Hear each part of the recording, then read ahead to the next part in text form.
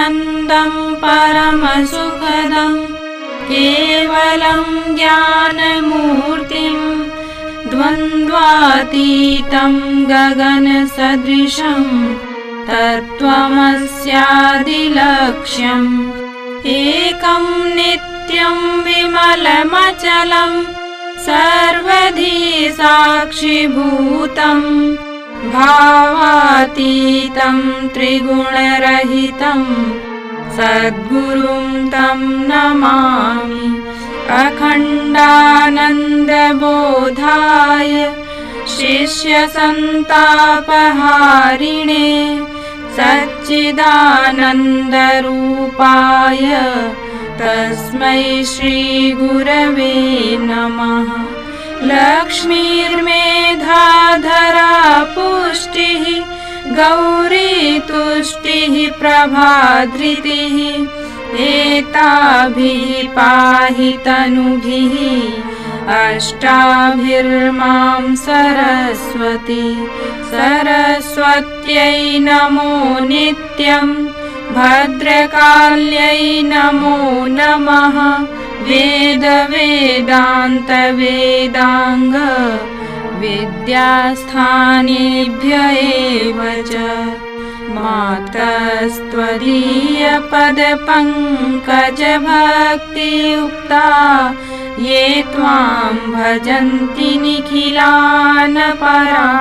विहाय ते निर्जरत्वमिह यान्ति कलेवरेण भुवह्निवायुगगनाम्बुविनिर्मितेन। व्यासाय विष्णुरूपाय व्यासरूपाय विष्णवे नमो वै ब्रह्मनिधये वासिष्ठाय नमो नमः। नमोऽस्तु ते व्यास विशालबुद्धे पुल्लारविन्दायतपत्रनेत्र येन त्वया भारततैलपूर्णः प्रज्वालितो ज्ञानमयः प्रदीपः।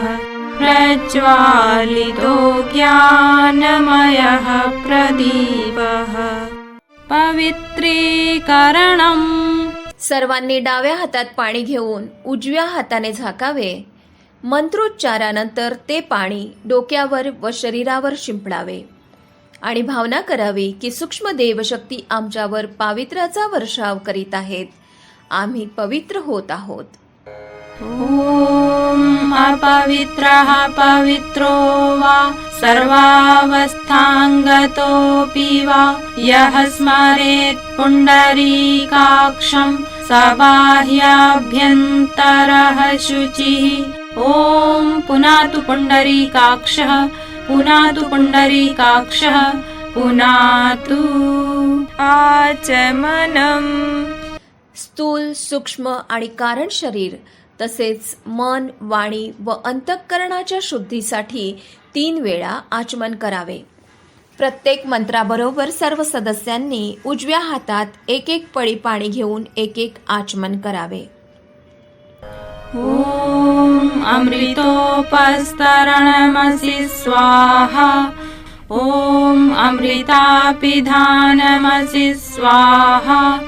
ॐ सत्यं यशः श्रीर्मयि श्रीः श्रयतां स्वाहा। शिखावंदनम्।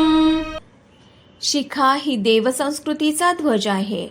आपण देवसंस्कृतीचे अनुसरण करणारे साधक म्हणून शरीराच्या सर्वोच्च भागावर शिखा धारण करतो। सर्वांनी डाव्या हातात पाणी घेऊन उजव्या हाताची बोटे पाण्यात बुडवून शिखास्थानी स्पर्श करावा। ॐ चिद्रूपिणि महामाये दिव्यतेजः समन्विते तिष्ठ देवि शिखामध्ये तेजो वृद्धिं कुरुष्व मे। प्राणायामः। सर्व बंधू भगिनींनी कमर सरळ करून बसावे। हात मांडीवर ठेवा। डावा हात खाली, उजवा वर। डोळे मिटा। हळूहळू खोल श्वास घ्या. थोडा वेळ रोखा व सोडा. प्राणायामामुळे शरीर बल, मनोबल व आत्मबल वाढवण्याची भावना करा आणि मंत्रासह प्राणायाम करा. ॐ भूः ॐ भुवः ॐ स्वः ॐ महः ॐ जनः ॐ तपः ॐ सत्यम् ॐ तत्सवितुर्वरेण्यं भर्गो देवस्य धीमहि धियो यो नः प्रचोदयात्. ॐ आपो ज्योतिरसोऽमृतं ब्रह्मभूर्भुवः स्वः. ॐ न्यासः. दिव्य मंत्राच्या माध्यमातून आपल्या अंगांमध्ये दिव्य चेतना स्थापन करण्यासाठी न्यास केला जातो. डाव्या हातात पाणी घ्या. उजव्या हाताच्या बोटांनी पाण्यात बुडवून सूचना दिल्याप्रमाणे त्या त्या अवयवांना डावीकडून उजवीकडे या क्रमाने स्पर्श करा. ॐ वाङ्मे आस्येस्तु ॐ नसोर्मे प्राणोस्तु ॐ अक्ष्णोर्मे चक्षुरस्तु ॐ कर्णयोर्मे श्रोत्रमस्तु ॐ बाहोर्मे बलमस्तु ॐ ऊर्वोर्मे ओजोस्तु ॐ अरिष्टानि मेऽङ्गानि तनुस्तन्वा मे सह सन्तु. पृथ्वीपूजनम्. आम्ही ज्या मातृभूमीकडून अन्न, पाणी, विविध सुख साधने मिळवतो ती मातृभूमी आमची सर्वात श्रेष्ठ आराध्य देवता आहे. आईविषयी मनात जेवढी अपार श्रद्धा व पूज्य बुद्धी असते तशीच मातृभूमीविषयी असावी. माता विराट आहे. तिचा पुत्र या नात्याने मातेचे दिव्य संस्कार आम्हास प्राप्त होत आहे अशी भावना करावी आणि उजव्या हातात फुले, अक्षदा, पाणी घेऊन डावा हात खाली लावा, मंत्र म्हणा आणि धरती मातेला अर्पण करा व दोन्ही हातांनी धरती मातेला स्पर्श करून नमस्कार करावा. ॐ पृथ्वी त्वया धृता लोका देवी त्वं विष्णुना धृता त्वं च धारय मां देवी पवित्रं कुरु चासनं. चंदनधारणम. चंदन धारण केल्याने मस्तिष्क शांत, शीतल व सुगंधित राहते. सर्वांनी अनामिका बोटावर चंदन घेऊन एकमेकांविषयी आदराची भावना ठेवून एक दुसऱ्यांना टिळा लावावा. ॐ चंदनस्य महत्पुण्यं पवित्रं पापनाशनम् आपदां हरते नित्यं लक्ष्मीस्तिष्ठति सर्वदा. कलशपूजनम्. कलश हा विश्व ब्रह्मांडाचे प्रतीक आहे. सर्वच देवशक्ती याच्यामध्ये वास करतात. एका व्यक्तीने गंध, अक्षता व पुष्पांनी कलश देवतेचं पूजन करायचं आहे आणि बाकीच्या सर्वांनी आपल्या भावना समर्पित कराव्या. ॐ तत्त्वायामि ब्रह्मणा वन्दमानः तदा शास्ते यजमानो हविर्भिः अहेडमानो वरुणेह बोध्युरुषग्वं समान आयुः प्रमोषीः. ॐ मनोज्योतिर्जुषतां माध्यस्य बृहस्पतिर्यज्ञमिमं तनोत्वरिष्टं यज्ञग्वं समिमं दधातु विश्वे देवास इहमादयन्ताम्. ॐ प्रतिष्ठ. ॐ वरुणाय नमः. आवाहयामि, स्थापयामि, ध्यायामि. गन्धाक्षतं पुष्पाणि धूपं दीपं नैवेद्यं समर्पयामि. ॐ कलशस्थ देवताभ्यो नमः. दीपपूजनम्. दीपकाच्या ज्योतीप्रमाणे तेजस्वी होण्यासाठी व दुसऱ्यांना प्रकाश देण्याची प्रवृत्ती आपल्यामध्ये निर्माण व्हावी या भावनेनं एका सदस्याने गंध, अक्षत व पुष्पांनी दीपपूजन करावे व इतरांनी प्रकाशरूपी परमात्म्याचे ध्यान करावे व तेजस्विता धारण करण्याची भावना करावी. अग्निर्ज्योतिर्ज्योतिरग्निः स्वाहा सूर्यो ज्योतिर्ज्योतिः सूर्यः स्वाहा अग्निर्वर्चो ज्योतिर्वर्चः स्वाहा सूर्यो वर्चो ज्योतिर्वर्चः स्वाहा ज्योतिः सूर्यः सूर्यो ज्योतिः स्वाहा. सर्व बंधू भगिनींनी देवशक्तींचे भावपूर्ण आवाहन करायचं आहे. सर्वप्रथम गुरुसत्ता जी मानवाला अज्ञानरूपी अंधकाराकडून ज्ञानरूपी प्रकाशाकडे नेण्यात समर्थ आहे, त्या गुरुसत्तेचे आवाहन करायचे आहे. त्यासाठी एका व्यक्तीने गंध, अक्षता, पुष्पे वाहून पूजन करावे व इतरांनी भावपूर्ण आवाहन व वंदन करावे. ओम गुरुर्ब्रह्मा गुरुर्विष्णुः गुरुरेव महेश्वरः गुरुरेव परब्रह्म तस्मै श्री गुरवे नमः.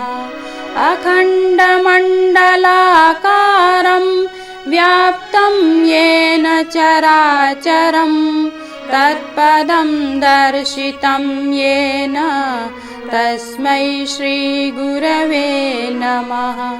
मातृवत् लालयित्री च पितृवत् मार्गदर्शिका नमोस्तु गुरुसत्तायै श्रद्धा प्रज्ञायुता च या. ॐ श्री गुरवे नमः.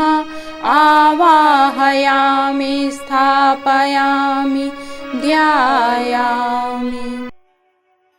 वेदमाता देवमाता वेदमाता, देवमाता, विश्वमाता, सज्ञानाची व सद्भावनेची अधिष्ठात्री गायत्री मातेचं आवाहन आणि पूजन करायचं आहे.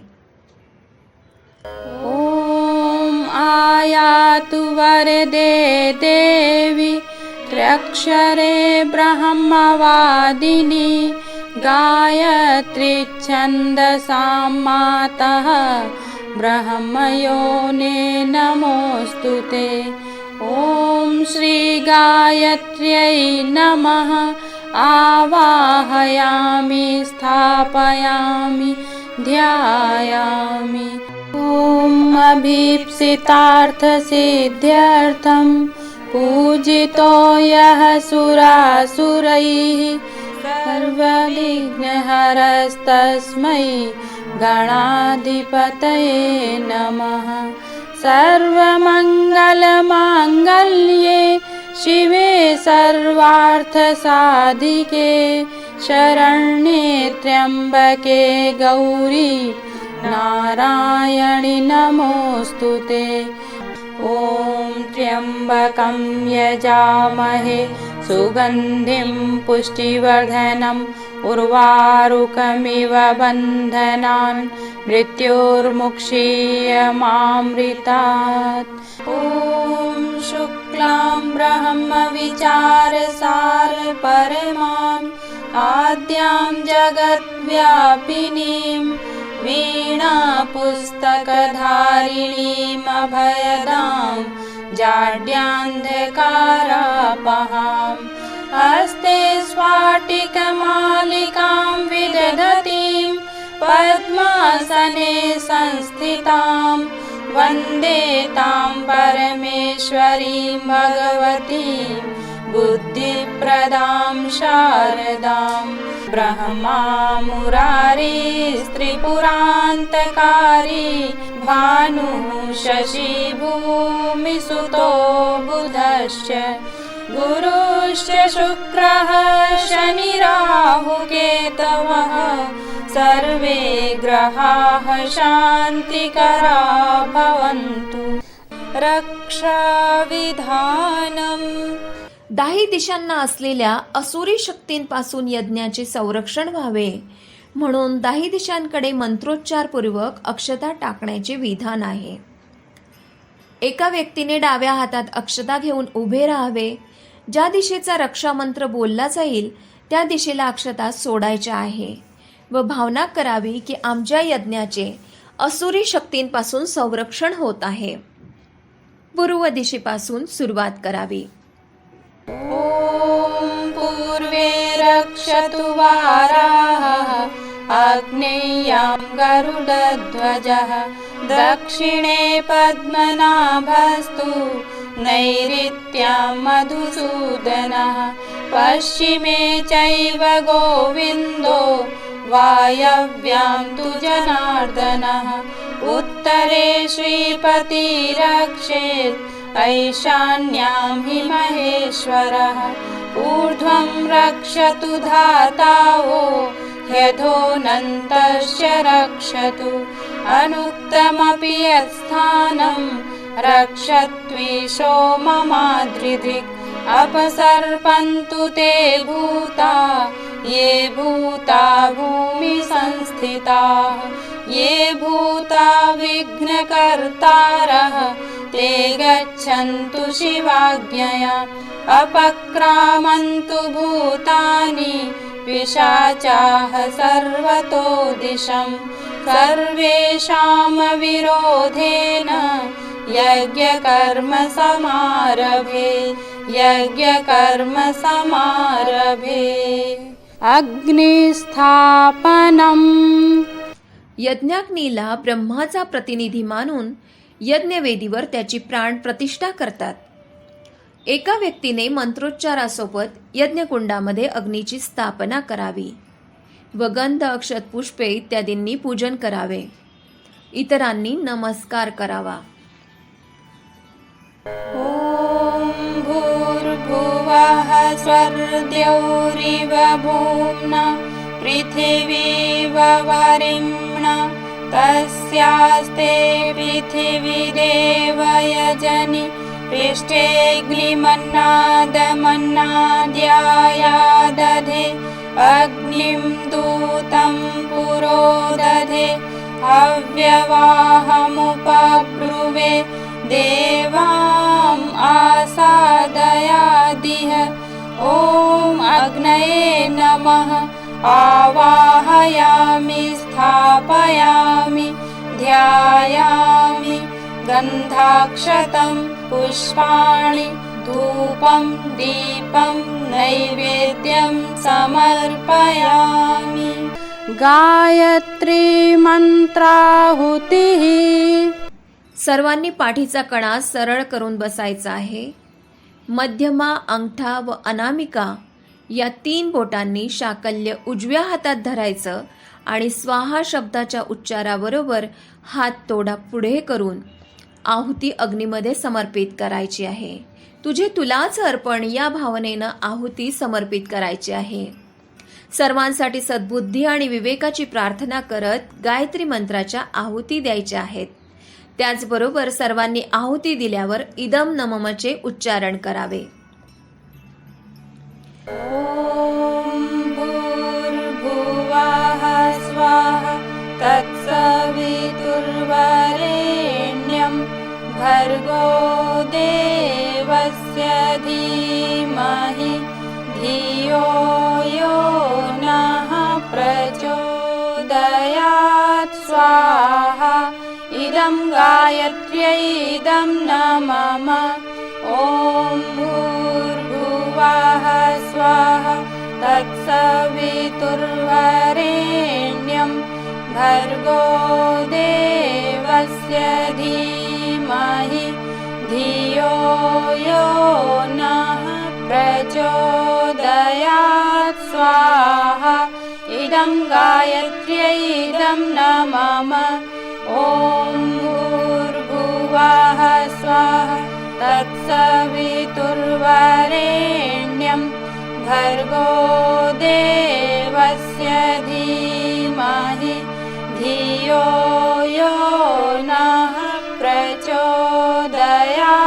स्वाहा इदं गायत्र्यै इदं नमः ॐ भूर्भुवः स्वाहा तत्सवितुर्वरेण्यं भर्गो देवस्य धीमहि धियो यो नः प्रचोदयात् स्वाहा इदं गायत्र्यै इदं नमः महामृत्युंजय मंत्राहुतिः विश्व कल्याणासाठी व सर्वांच्या उज्ज्वल भविष्यासाठी महामृत्युंजय मंत्राच्या आहुती यज्ञ देवाला समर्पित करायच्या आहेत. ॐ त्र्यंबकं यजामहे सुगन्धिं पुष्टिवर्धनम् उर्वारुकमिव बन्धनान् मृत्योर्मुक्षीयमामृतात् स्वाहा इदं महामृत्युञ्जयाय इदं नमः ॐ त्र्यंबकं यजामहे सुगन्धिं पुष्टिवर्धनम् उर्वारुकमिव बन्धनान् मृत्योर्मुक्षीयमामृतात् स्वाहा इदं महामृत्युञ्जयाय इदं नमः ॐ त्र्यंबकं यजामहे सुगन्धिं पुष्टिवर्धनम् उर्वारुकमिव बन्धनान् मृत्योर्मुक्षीयमामृतात् स्वाहा इदं महामृत्युञ्जयाय इदं नमः स्विष्टकृत होमः यास प्रायश्चित्त आहुती म्हणतात. आहुती देण्यात ज्या काही उणीवा राहिल्या असतील त्यांच्या पूर्ततेसाठी यज्ञाग्नीमध्ये नैवेद्य समर्पण करायचा असतो. यामध्ये मिष्टान्न अर्पण करतात. मिष्टान्नाच्या मागील भाव म्हणजे सर्वांगीण मधुरपणा, बोलण्यात गोडवा, आचरणात मधुरता, नम्रता, शालीनता राखणे होय. सृची पात्रात म्हणजे 1 चमच्यासारखे लांब दांडाचे काष्टपात्र, यामध्ये मिष्टान्न व तूप भरून एका याजकाने आहुती द्यावी. बाकीच्यांनी भावना करावी की आपले व्यक्तिमत्व माधुर्याने ओतप्रोत भरत आहे.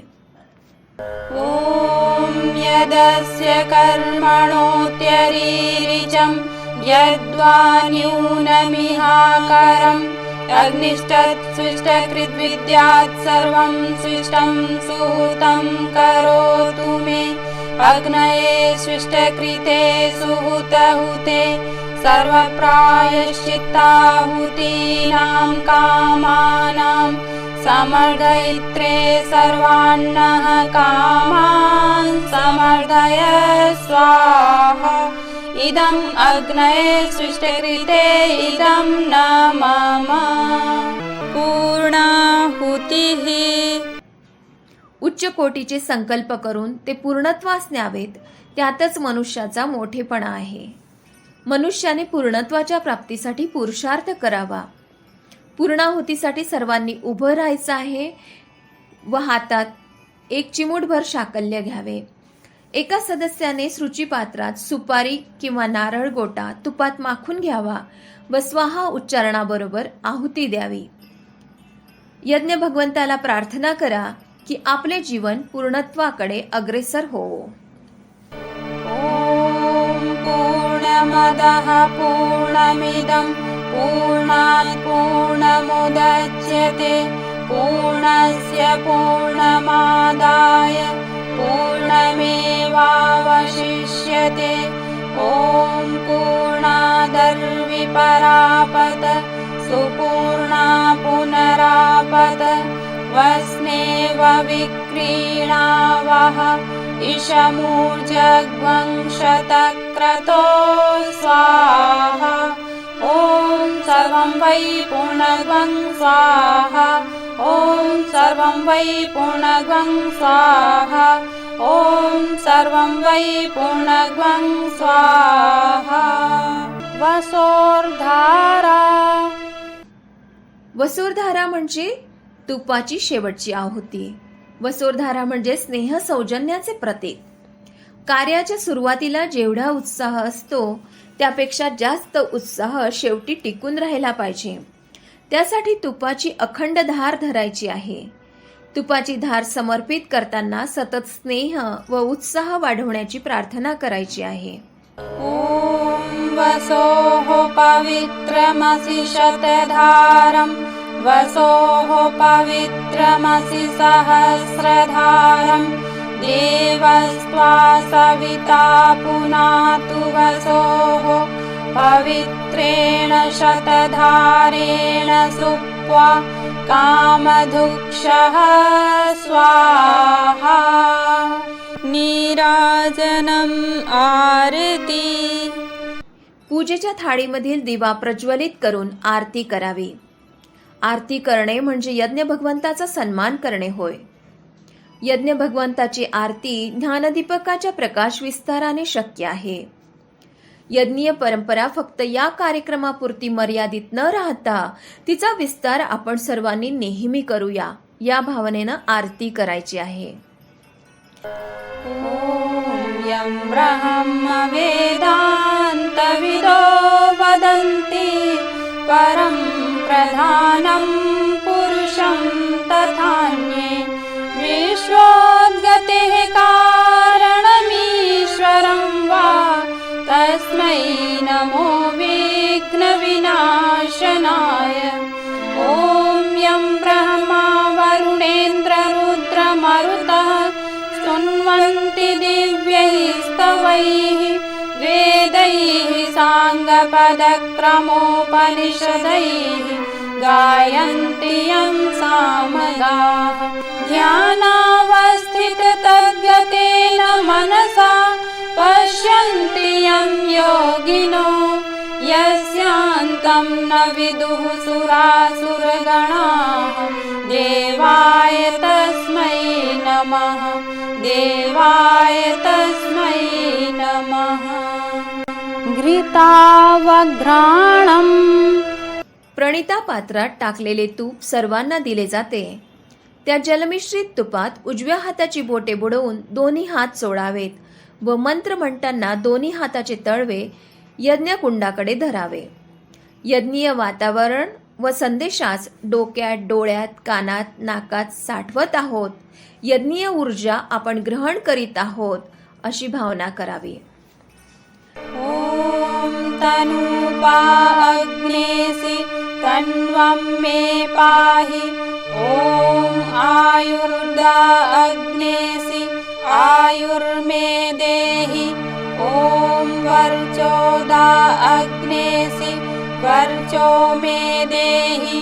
ॐ अग्नेयन्मे तन्वा ऊनं तन्म आपृण. ॐ मेधां मे देवः सविता आदधातु. ॐ मेधां मे देवी सरस्वती आदधातु. ॐ मेधां मे अश्विनौ देवावाधत्तां पुष्करस्रजौ.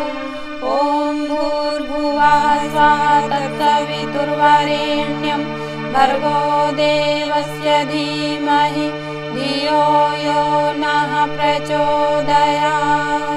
शुभकामना. प्राणीमात्राच्या कल्याणासाठी भावना प्रकट करणारा शुभकामना मंत्र आहे. सर्वांनी दोन्ही हात पसरावे आणि सर्वांच्या कल्याणाची भावना करावी. ॐ स्वस्ति प्रजाभ्यः परिपालयन्तां न्यायेन मार्गेण महीं महिषाः. गोब्राह्मणेभ्यः शुभमस्तु नित्यं. लोकाः समस्ताः सुखिनो भवन्तु. सर्वे भवन्तु सुखिनः. सर्वे सन्तु निरामयाः. सर्वे भद्राणि पश्यन्तु मा कश्चित् दुःखमाप्नुयात्. श्रद्धां मेधां यशः प्रज्ञां विद्यां पुष्टिं श्रियं बलं तेजरायुष्यमारोग्यं देहि मे हव्यवाहन. देहि वाहन विसर्जनम्. दैवी शक्तींना भावनिक निरोप देताना एका सदस्याने पूजा वेदीवर पुष्पवृष्टी करावी व दुसऱ्या सदस्याने यज्ञकुंडात अक्षतांचा वर्षाव करावा. सर्वांनी प्रार्थना करावी की अशीच दैवी कृपा सदैव आमच्यावर होत राहो.